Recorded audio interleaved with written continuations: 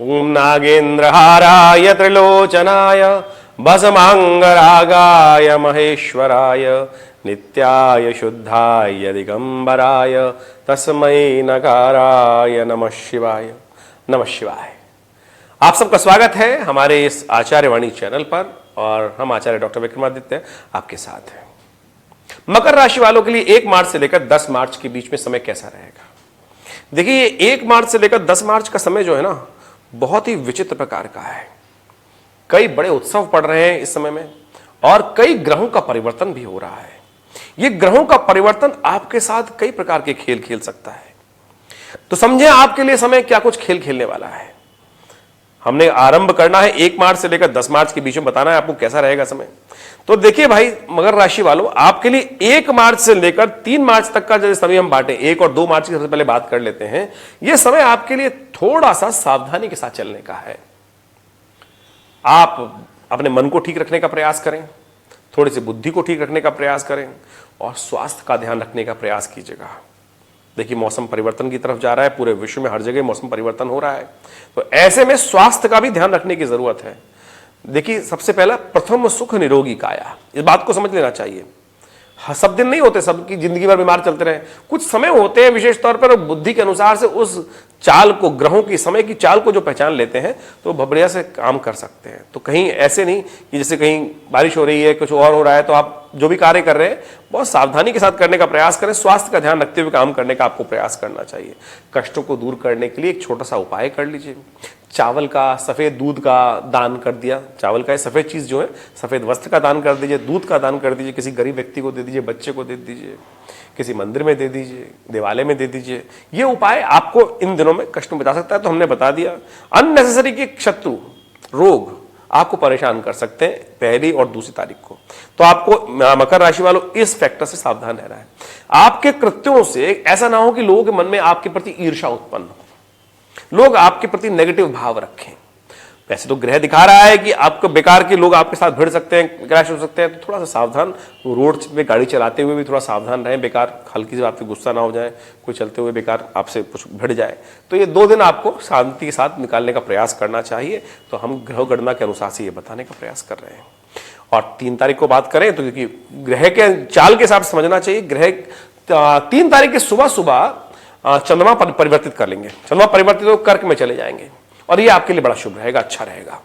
जब चंद्रमा कर्क में चले जाएंगे तो आपके लिए एक अच्छे योग बनाएंगे और आपको आगे बढ़ने के योग बढ़िया प्रकार से दे सकते हैं। देखिए, इन दिनों ग्रहों का योग बड़ा विचित्र प्रकार का चल रहा है। आपके मन के हारे हार है, मन के जीते जीत। इस सूत्र को समझ लीजिए। आपके लिए ग्रहों का योग इस प्रकार से रहने वाला है। ये ओवरऑल 10 दिन की बात समझ लीजिए। ये बात तो सूत्र आपके लिए विशेष तौर पे इन दिनों चल रहा है कि यदि आप नेगेटिव, मरो की, यानी रोते हुए जाओगे तो मरो की खबर लेके आओगे। सबसे पहले तो अपने मन को पॉजिटिव रखने का प्रयास करना है। इस वक्त योग है, नहीं तो आजमा के देख लीजिएगा। एक दिन घर से अच्छा सोच के चले कि सब बढ़िया करने का प्रयास करेंगे, बड़ा अच्छा होगा और बिल्कुल अच्छा होगा। यदि नेगेटिव बात मन में रख के जाएंगे तो नेगेटिव बात ही घटेगी। तो इसलिए सबसे पहले इस बात को रखने का प्रयास कीजिएगा। इन 10 दिनों में एक सूत्र रूप से इस बात को समझ लीजिए। पॉजिटिव थिंकिंग, अच्छा, प्रसन्नता, कुछ भी कष्ट है तो फिर भी अच्छी प्रसन्नता के साथ रखिए बात, नेगेटिव भाव मन में ना रहे। तो देखिएगा परिवर्तन का युग, ये सूत्र है, आपकी चाबी है इन 10 दिनों को शुभ करने की। तो इस बात को समझते हुए काम करने का आपको प्रयास करना चाहिए।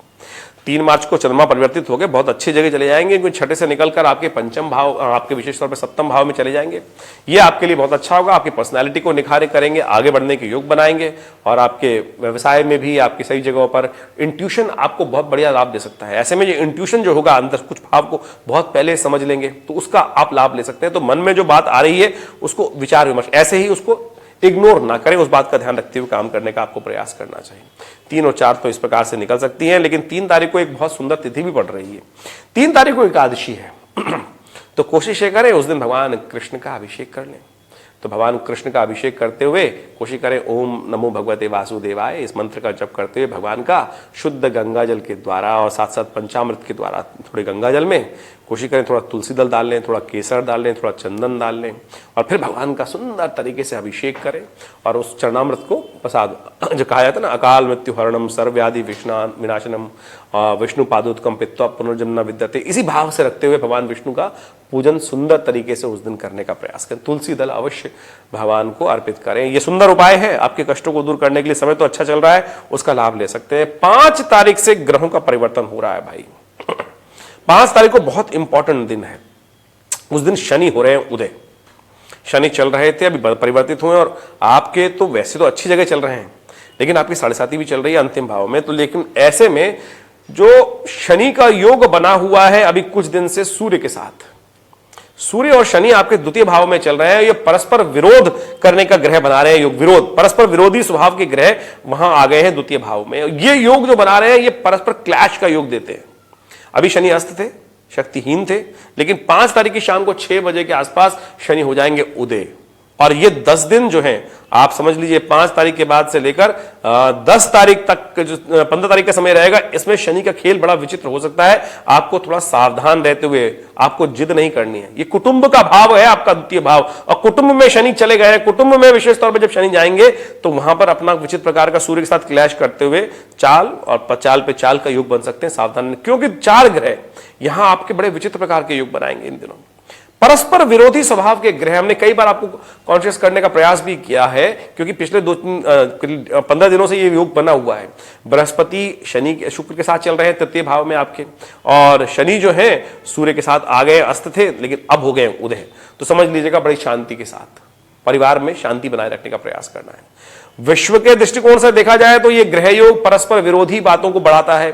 विरोधी राजनीतिक क्लैश, राजनीतिक उठापटक, और साथ साथ विशेष तौर पर 2 परस्पर समुदायों के अंदर पत्थरबाजी, झगड़ा होने के योग दिखाई देते हैं। तो आप कोशिश करें, आपका संसार आपका घर है, आपका व्यवसाय स्थल है, वहां शांति बनाए रखने का प्रयास करें, बुद्धि का उपयोग करते हुए, और नेगेटिव नहीं सोचिएगा। आपकी कुंडली में इस वक्त योग चल रहा है कि नेगेटिव सोचोगे तो नेगेटिव घट जाएगा, तो नेगेटिव नहीं सोचना है, इस बात का ध्यान रखना है, और आप अपने कष्टों को दूर कर सकते हैं। उससे एक दिन पहले बड़ा शुद्ध, बहुत शुद्ध तिथि है प्रदोष।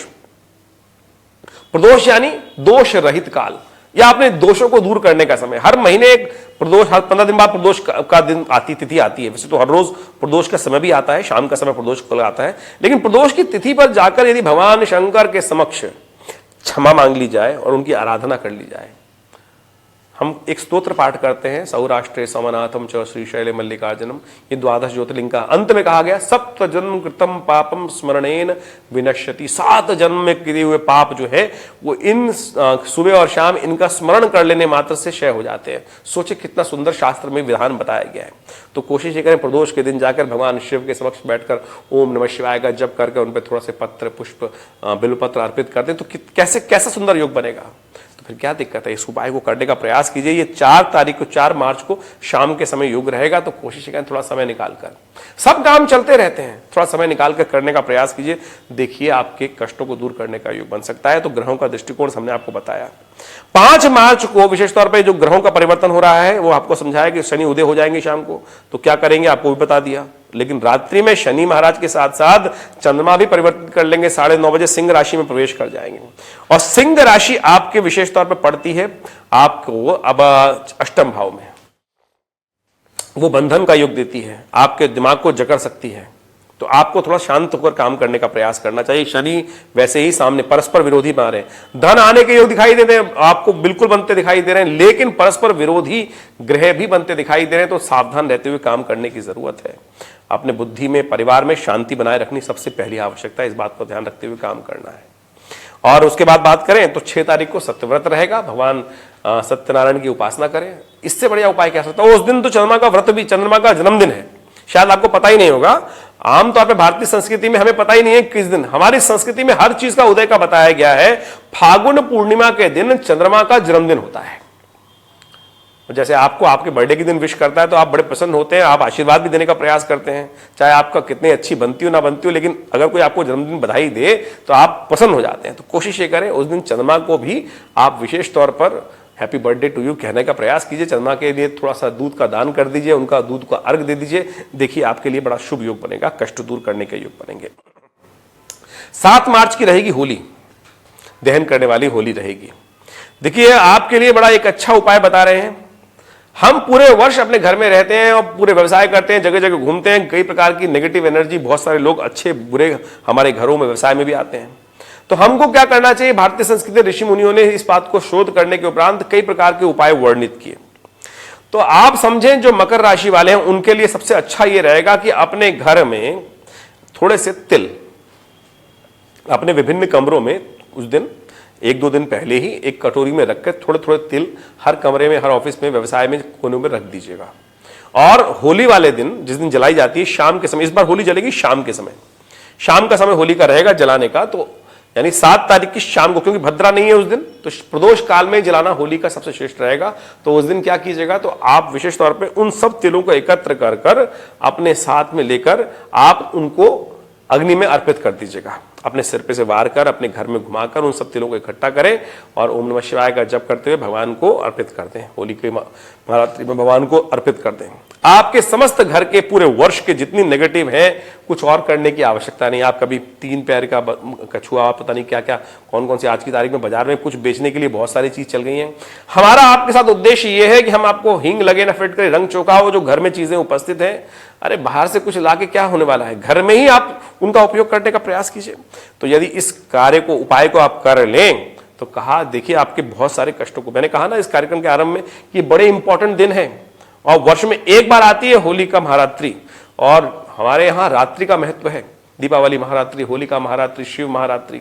तो इसी प्रकार से प्रकार के कई कष्टों को दूर करने के लिए ये बहुत ही इंपॉर्टेंट रात्रि है। तो इस दिन ये विशेष तौर पर उपाय करने का प्रयास कीजिएगा।